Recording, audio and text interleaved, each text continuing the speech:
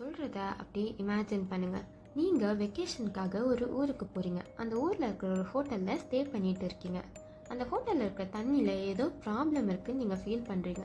Tape open பண்ணால் தண்ணி ரொம்ப வார்மாக அண்ட் டார்க்காக இருக்குது. அண்ட் குடிக்கிற தண்ணியிலையும் ரொம்ப பேடான ஸ்மெல் வருது. அதோட டேஸ்ட் சுத்தமாக நல்லா இல்லை.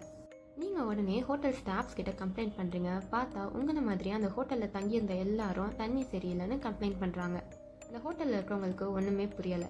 சரி, டேங்க் போய் செக் பண்ணலான்னு போகிறாங்க. அந்த மொத்த ஹோட்டலோட மெயின் வாட்டர் சப்ளை டேங்க் அது. அதை ஓப்பன் பண்ணி பார்த்தா அதுக்குள்ளே ஒரு பொண்ணோட டெட் பாடி இருக்குது. இது வெறும் கட்டுக்கதையில், இது உண்மையாகவே நடந்த ஒரு இன்சிடெண்ட். 2013 எலிசா லாம்னு ஒரு காலேஜ் படிக்கிற பொண்ணு லாஸ் ஏஞ்சல்ஸில் இருக்கிற ஒரு ஹோட்டலில் திடீர்னு காணாமல் போகிறாங்க. அவங்க காணாமல் போய் சில வீக்ஸ் அப்புறம் போலீஸ் ஆஃபீஸர்ஸ் அவங்க டெட் பாடியை அந்த ஹோட்டலோட வாட்டர் டேங்க்குள்ளேருந்து கண்டுபிடிக்கிறாங்க. அவங்களுக்கு என்ன ஆச்சு, அவங்க எப்படி அங்கே போனாங்கன்னு யாராலையும் கண்டுபிடிக்க முடியலை.